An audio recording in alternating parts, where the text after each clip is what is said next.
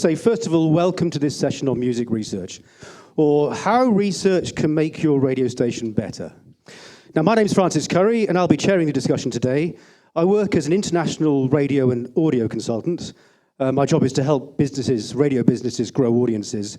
And I'm also a partner in Currie Norden, a specialist radio and audio research company, helping clients make more informed decisions.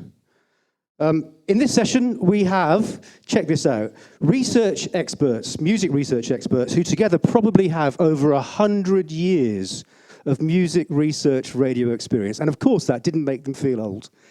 So they've worked with different markets, with different targets, with different formats, different music styles, and they'll introduce themselves in just a moment. But our speakers this morning include Sharon Ross, radio consultant, researcher and journalist, Sharon Dastur, VP and strategic advisor for radio intelligence, and consults radio stations around the world, and Mikkel Ottesen, who's the CEO of Radio Advisor as well. Can I just check if we're going to get the slides?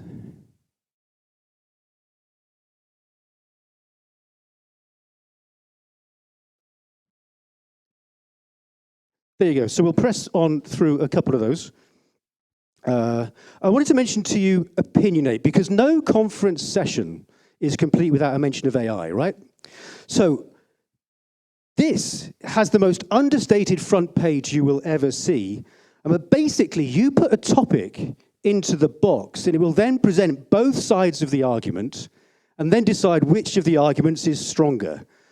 So this is a short version of the arguments for and against music research in the radio industry, and the AI voices are from 11 labs. So first of all, argument A. I firmly believe that music research is good for the radio industry. By conducting thorough research, radio stations can better understand their audience, tailor their programming to their preferences, and stay ahead of the competition. It is essential to invest in music research to increase listener satisfaction and ultimately drive revenue. A very sound argument. But on the other hand... While I understand the benefits of research for the radio industry, I firmly believe that relying solely on research can stifle creativity and compromise the integrity of the music played on the radio. When radio stations rely too heavily on research, they may miss out on unique, undiscovered talent, and instead opt for songs that simply fit within their predetermined algorithm. So what was most surprising, though, was the outcome of the debate. Both debaters presented strong arguments with valid points. However, I give the edge to debater B for highlighting the importance of authenticity and artistic expression in the process of music discovery.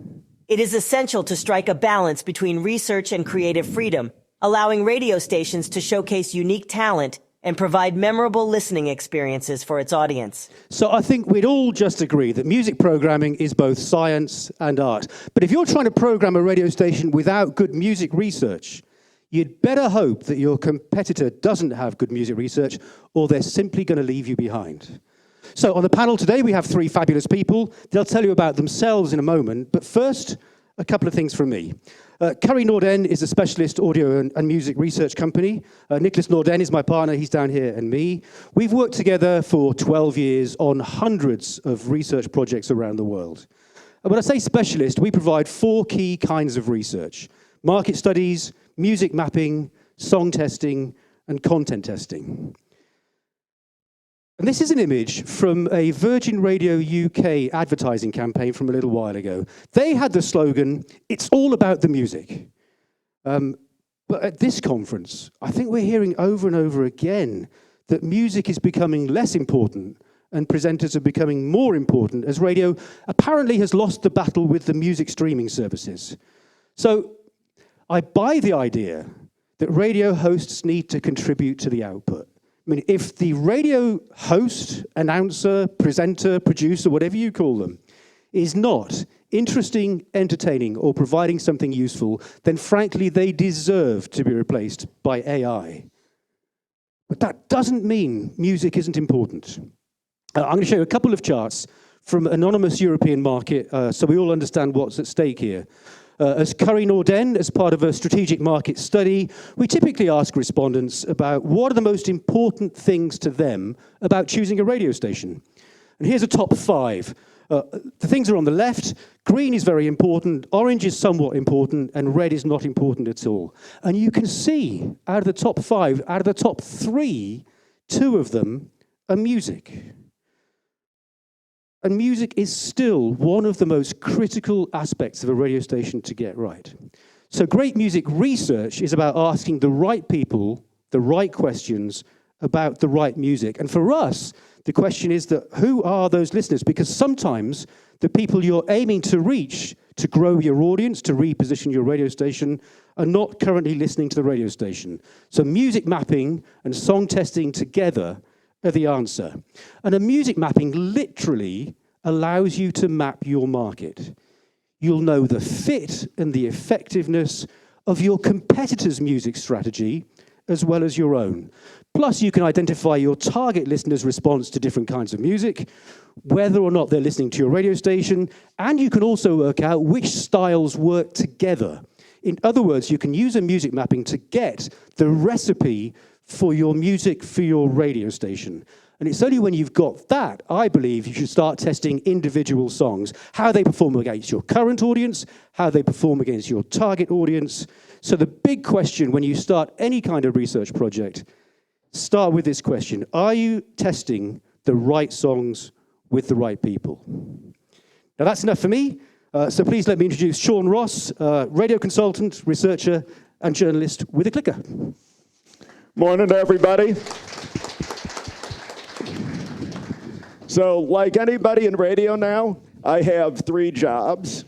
I started as a trade journalist, writing for Billboard, among other people, for the last 20 years.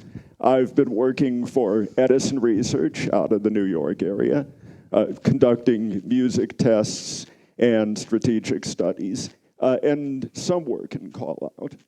And I continue to write a newsletter for the industry called Ross on Radio, which looks at trends in music and programming.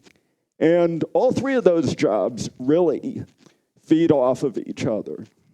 I'm able to see trends because of having looked at 20 years of music research. I can't imagine not wanting to see music research because it's taught me so much and helped me spot trends. I have kind of a different perspective on music research. It is the mix of art and science. The answer to the debate is yes. I'm in favor of creativity. I'm in favor of using research not just to take the bad records off of the radio, but to put good records on the radio and to have the courage of your convictions and to know when you've made the right decisions.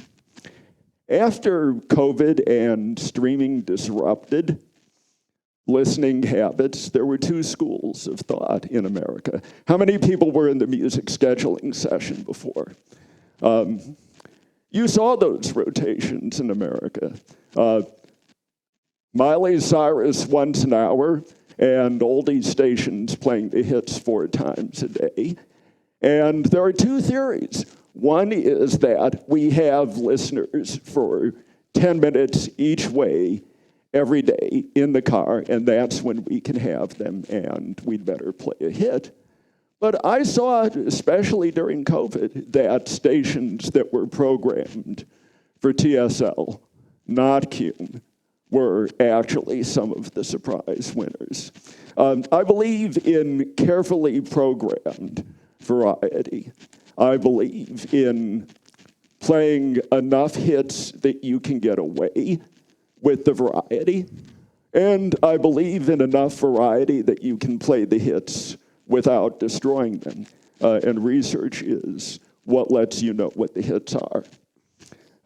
And I still believe that radio does not have to give up on music curation. I think personality is an important point of differentiation. I think that show business, which is something that American radio doesn't have enough of, and which is much better in Europe, I think show business is still a big point of differentiation. But I think that I think the curation is too, and it's not a matter of not listening to the audience. We've always listened to the audience. We had sales and request lines, but we also combined that with our own music enterprise, and we used research to let us know when we'd made the right decision. I'm going to tell a story. It may be more relevant in America right now than here. If you hear this story and you say, this is not my market, this is not what I'm dealing with, consider it a cautionary tale, because in America, it wasn't the case a few years ago either. Right now, in the US, radio has pretty much turned over the curation process to looking at TikTok, looking at streaming. Labels look at TikTok and they won't even bring a record to radio without a streaming story, because radio might not necessarily look at it without a streaming story. You have fewer people in charge of more stations. You have fewer people who listen to music. And now you have fewer record reps, actually fewer people from the record labels actually working with radio, and the result is that there's just less music. Harry Styles, as it was, in power, 9 months at a time in America, and that means once an hour for 9 months at a time. And people say, well, there are no bigger songs. And that could mean that people are fine with as it was, once an hour for 9 months, or it could just mean that we're falling down on the job of bringing them other music. Call-out research in America has become much more difficult because you could have a considered opinion on whether a song was working after 250 spins, perhaps, and some people were looking a lot sooner. Now, even though people know songs faster, it takes a longer time for songs to get traction at radio. It's not necessarily as good for choosing your power rotation anymore. Sometimes it's better for determining your recurrence. Streaming hasn't really replaced radio in terms of familiarizing songs. Every now and then they create a unicorn. Every now and then they create a song like We Don't Talk About Bruno that becomes phenomenally popular with radio, without radio airplay. And yet, when you research these songs, people don't know them as much as you think they do. They're not Billie Jean. They're not Tayo Cruz Dynamite. They're not big records that everybody knows. And when there are fewer hits for top 40, there are fewer hits for hot AC. There are fewer hits for adult contemporary radio because they're depending on top 40 for their hits. One of the things you're seeing now is old records fill the void. That's because younger listeners are much more open to older music than they are. And it's also because that music has been warmed up for 5 years, 10 years, 36 years in the case of Kate Bush. Tom Odell, Another Love, is finally being promoted in America now, 10 years after it was a hit here, thanks to TikTok. And it has an advantage in music research because people have been hearing it in H&M and in retail for 10 years. When research started, it was called passive research. It was meant to reach the people who would never buy a record, never call a radio station request line. So again, we did listen to the active listeners. Now, by looking at streaming and looking so much at TikTok, we are mostly looking at the active listeners, and they don't represent everybody.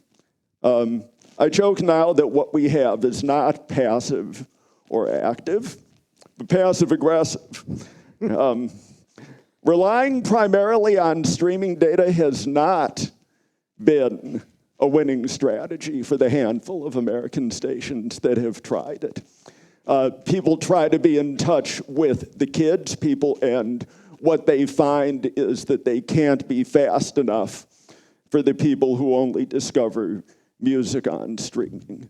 But they can choose the wrong records and alienate adults.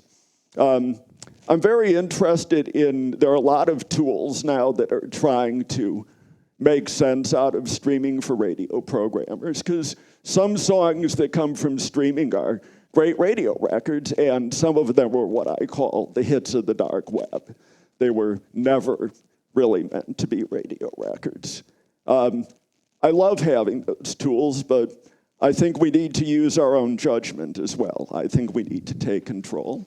I think there are a lot of questions that research can help answer now. And I think we need to ask them of current radio listeners. We need to ask former radio listeners who are people who are almost never included. We feel like we can't get them back. We need to talk to the people who've never listened to radio, the generation that doesn't use radio, and find out, did they jump or were they pushed? Is there something we could offer them? Is there a different way we could package our stations? Maybe if we just marketed and asked for the order, we could be more appealing to them. I'm sorry to interrupt, Sean, but thank you so much. Sean Ross, thank you very much. Thank you. Now, if I could introduce VP and Strategic Advisor for Radio Intelligence and consultant to big radio stations around the world, Sharon Dastur. Hello, everyone. I'm Sharon Dastur. I've spent my entire career in radio. It's my passion. I'm definitely, like most of us, a radio geek.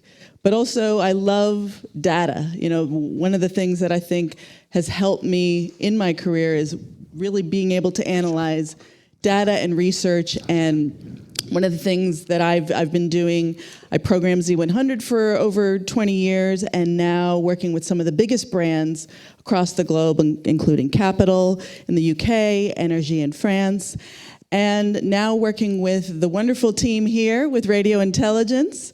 Thank you, Peter. But no, it's what's been fascinating through my career is just really understanding how we've had all this information throughout our lives, and obviously now so many data points to look at. But I've seen over the years, we always have so many things to look at, but how are we looking at it and how are we analyzing it? So I joined Radio Intelligence because just seeing what they do is what I've always believed as a programmer. Their strategy, the way they do things, 22 years of unbelievable success in over 25 countries. That's why I wanted to join that team and work closely with them and all the clients around the world. So talking about research here, I want to take a few steps back because obviously music research is important, but until you can really create that roadmap to who you're talking to when you're doing music research, that in my history has shown you have to have that clear and you have to have that understanding.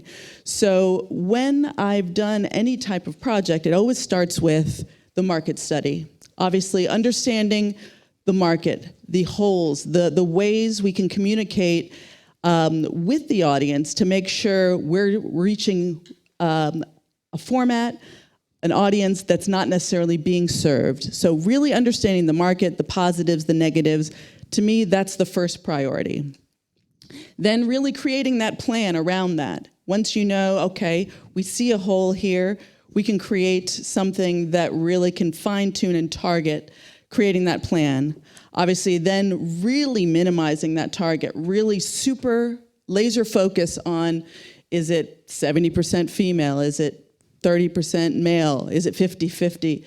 Having that understanding is crucial. So those 3 steps to me are what's so important before you then start your music test, because then you can really understand, this is the audience I'm talking to. These are the people that are gonna give us more listening, give us more time spent with the brand and how we program everything we're doing around it. So whether it's the music, the content, everything that goes along with it.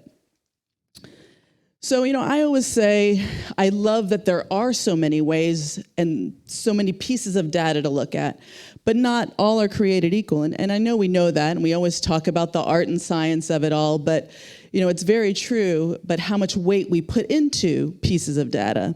So, obviously when we're talking about a brand, really figuring out the music format, finding that music format, and then really defining that lane, understanding your parameters, knowing, yes, okay, I can look on Spotify and the biggest songs in my market or on today's top hits could be, a hip hop, rap, R&B song, but is that really right for your audience? So when I say no, not all data is created equal, being able to do song by song testing and obviously testing the songs that you're currently playing, but also seeing those songs. Maybe that hip hop song is right for your station, even though it's not necessarily a targeted style for your format. If you can ask your audience, if you know that you're asking this audience, okay, this song is number 1 on Spotify for the last couple months, doesn't necessarily fit into what you would think would be right for the audience, but if you were able to test it and talk to them, that's what I think is such a prized goal. And I know Sean talked about Kate Bush earlier. That's another great example. It got success from a TV show. And it's a 30-year-old song. Most people that are programming top 40 or the key target audience is not even 30 years old. So a programmer generally would think that song doesn't make sense for my audience. But being able to put that into a music test, not necessarily something that you're playing, but being able to ask them, seeing the passion for it, seeing that they really like it or are familiar with it. You just don't know unless you have these capabilities to be able to test the song by song. And same thing with, TikTok. Right now, it's the biggest conversation. So many songs have come from there, but does it make sense for your radio station? Especially in the States, a song like Lady Gaga, Bloody Mary, wasn't even in the show Wednesday, but the dance on TikTok was performed to that song. And I'm sure you're very well aware, on TikTok, a lot of times they speed up the songs. So when you actually hear the real version, you're like, wait, that's the song? A lot of people don't realize that. And that is an issue when it comes to radio because you want to, be on the pulse of pop culture. This thing is blowing up everywhere. Everyone's doing the dance. But then when you played the actual real version of Lady Gaga, in America, it didn't really do that well because of that. People were not hearing what they were familiar with. So really finding those songs that are on those trending platforms, having a song-by-song analyst and testing those regularly and doing those in a weekly music meeting, to me, are crucial. So being able to have those data points, I think, are very important, but being able to test them with your audience, find out if it's something that they're passionate about or that they're completely unfamiliar with. You just can't go by the charts on TikTok, the charts on Spotify. And thank you very much. Sharon Dastur, thank you very much. And now can I introduce CEO of Radio Analyser, Mikkel B. Ottesen. Thank you very much. Thank you, Francis. I'm going to ask you to give me the clicker, otherwise I'm not going to be able to change the slides here. I had a couple of slides that I'm just going to skip because I think we need to cozy up a little bit. I'm from Denmark. Our company's from Denmark. We have something we call hygge in Denmark, and when we want to hygge, we put on a fireplace and we sit down and discuss things thoroughly. So let's do that. I think some of the problems that radio is facing today are problems that we have created ourselves by the way we've built our radio stations. 10 years ago, we set out to try and change that because we do not believe a lot in programming stations from the audience input when it comes to asking them, what would you like? If you ask me what I'd like to eat, I'm probably going to say, well, give me a piece of white bread with some cheese and I'm happy, and that's for right now. But if I get that today and again tomorrow, I'm going to want something else the day after, but you've already asked me. So we have a different perspective on music testing than I think most other companies do. We look at reactional music testing. In other words, we look at how the audience reacts to the songs that are being played. We of course, believe that you need to study your market thoroughly to find out what your place in the market is and what the audience needs. But when it comes to planning the actual playlist, we think, and we have discovered, looking at reactional data through 10 years now, that it's a very organic process, that it's difficult to fixate, even week by week, because, and I'm going to start with a simple thing like the burn. The burn value that we look at when you test music is, in most types of research, is an accumulative value. So burn, once a song has been played a number of times and people start reacting negatively to it or saying, I want to hear this song less, well, then the burn value goes up and people stop playing the song. We found out, looking at the way people react to songs, that there's a whole another level, a whole other dimension to what we traditionally know as burn, because burn is not a stale value with the listeners, and it shouldn't be in the way we test the songs either. Burn, in our methodology, is created from the song you play on the radio, because we measure how people react when they listen to the radio. We don't look at a 15 or 20 second hook and then ask them, do you like this song? Would you like it less or would you like it more? And we've also found that it depends a lot on supply and demand. So if the whole market, including the streaming services, TikTok, Spotify, if they're bombarding people with a song and you play it a lot, well, then guess what? You're not going to get very good reactions to the song, because regardless how good it is and regardless how much people like the song, the fourth time they hear it on the same day, they're not going to react positively to it. Now, that doesn't mean you shouldn't play it, but it means that using the burn value as something that is not a stale value, you can deliver the targets that you want, you can hit the audience that you want, you can fulfill the branding promises that you've made, but you don't have to play the panties of a song just because it's number one in a country. And I found a couple of examples that I'm going to try and show you. This one is one of those that you can call a fireproof hit. And probably I should just explain the graphs and the methods that we're looking at here. The yellow, so the orange bars on the graph, that's how many times the song is being played on the station that we're looking at here. The green bars is how many times it's being played in the market, and this is week by week. And then the red line shows you the burn value, and the blue line is the score, the performance of the song. This song, when we started playing it, was a very high-scoring song. The song has since then slowly been deteriorating as the burn value has been going up, and we reached what we could call the scissor point 3 weeks ago, with the burn value crossing the performance value. But the song is still performing to a 5 out of 10, and it's a song that we've now been playing for 10 weeks. And it started out at a really high point as well. So this is not a song that I would kill right now. This is actually a song that I would hold on to, maybe back off from a power rotate down to a lower category for a little while, and then maybe promote it again, put it up into power again in a while. And that's something that you talk to a CHR music director, and he's going to go, no, I can't take a song out of power and then put it back into power. Well, sometimes that's actually the right way to treat a song if you're trying to gain listening minutes, if you're trying to keep your audience interested in the song, because when the market drops this song, they haven't yet, they're still increasing, but when the market drops this song, what's going to happen is that the song is actually going to increase in performance again. You're going to get more listening minutes out of it. And I can show you that with this one, a song that started out really well. When it becomes familiar, it finds a nice, decent level. But look at the market, the green bars. After playing it for a while, they decided, hey, it's not testing that well, so we're going to back off from the song. This radio station that we're looking at here, they stayed with the song, and they actually got 5 weeks of really good scores from the song. Now the market is back on the song, and we're backing away from the song next week, I hope, because now the performance is dropping. So sometimes you need to climb on board early.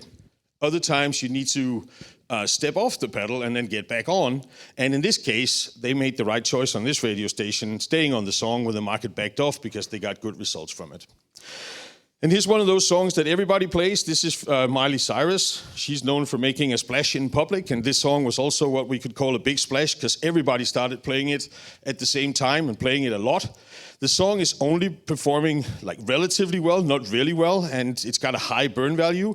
This is a song that is probably going to last for a long time for this radio station, but they could actually do with backing off a little bit because the rest of the market is playing this song so much that the supply of the song is high and the demand of the song is getting lower and lower. And what we do at Radio Analyser is actually not trying to follow the trends of we call it streaming data, TikTok, Spotify, and stuff like that. We look at streaming data in a different way because the streaming data we work with is the streaming data of the radio stations who are clients with us. Those are P1s. They are actively selecting your radio station. And obviously, you can't really use your current listeners if you're trying to reformat your station.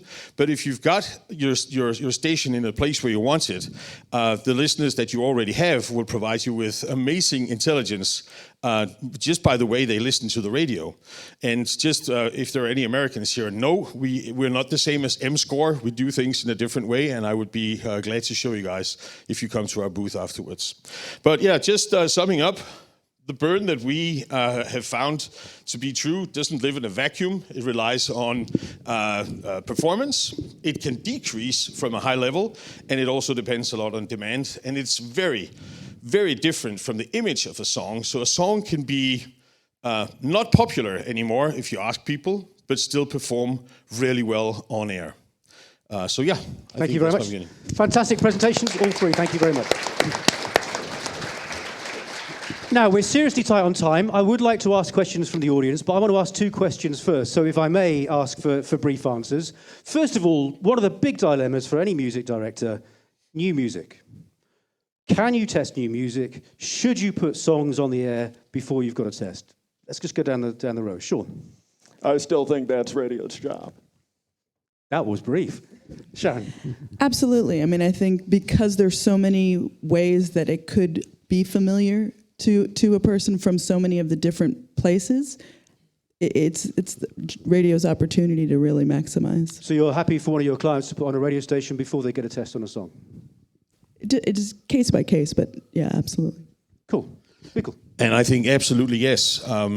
We've started working with something we call the playlist autopilot, which will determine how much to play each song next week, songs that are already on your playlist. So we take away what you can call the monkey tasks from the music director.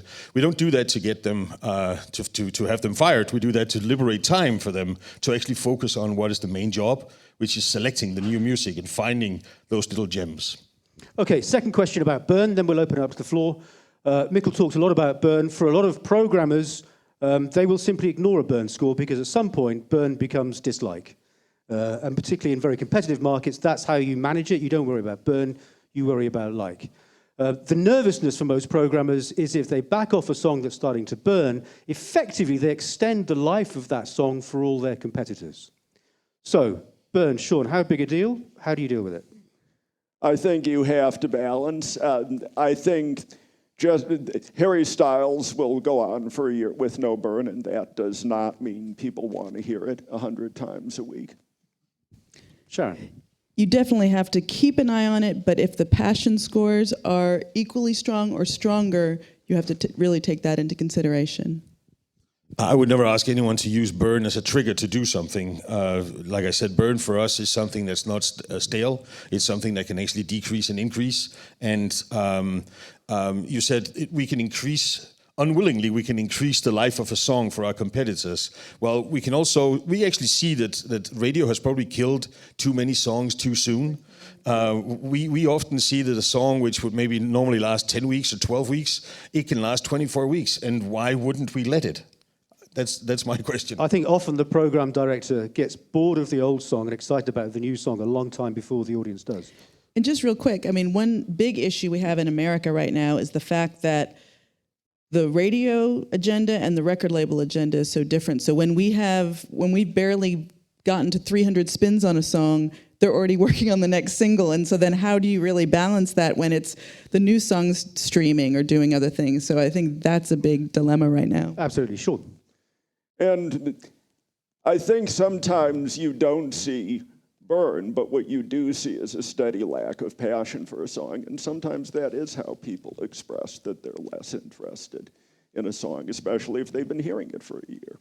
Now, I'm sure no one's got a question. We've got time for about one question. Who would like to be the lucky person to ask 100 years' worth of experience about music research? Come on, I see some questions out there.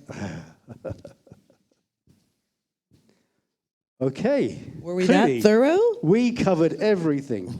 So let's go down the panel then. One very quick question. You know, if you were to ask people to go away from this session with one nugget, one piece of advice that you end up giving to clients over and over again that you could just pass on to a group of, I guess, mainly programmers and music programmers, what would that bit of advice be? Sure. Take control, know what you want for your station from new and old music, and find out how to get the feedback to let you make the most of those decisions and, you know, to protect you from your mistakes as quickly as possible.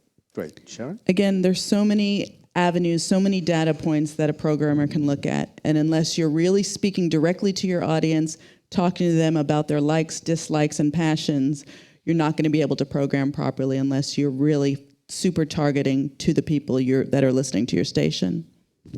I think I'd say don't only listen to your listeners, observe your listeners too. Radio's the last platform who's mostly listening to our clients and not observing what they're doing to the degree we should be. And then I just want to say, any type of research is a tool, and just like a hammer. And if you abuse a hammer, it will smash everything into little pieces. So use that hammer wisely. And I think that's where a lot of our problems have been created, is that people have been using the research tools as a universal tool that can do anything, and they can't. You need to apply it with a human touch. Absolutely. And for me, I think the first thing I would say is protect and fight for your music research budget. I think everything else comes after that, but if you don't have the insight into your market and what's really going on, then you really are trying to program with one hand tied behind your back. After that, and then you end up making these incredible fantasies where you take a bit of TikTok and 3 parts of Spotify, you mix them all together, shake them up, and you find a number that you start to believe, and that's really dangerous. So I would say fight for your research budget and then squeeze the value out of it using science and art. I hope you'll agree. Some great speakers here. Thank you so much. Thank you. Radio consultant, researcher, and journalist Sharon Ross. Strategic Advisor, VP for Radio Intelligence, Sharon Dastur. And CEO of Radio Analyser, Mikkel Ottesen. Thank you very much.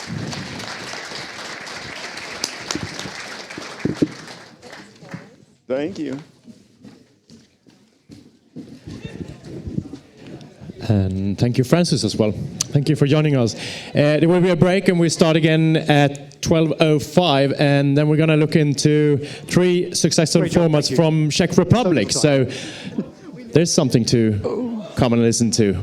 3 Czech success in 15 minutes in track number 4. Thanks so much. Great job. Good, thank you.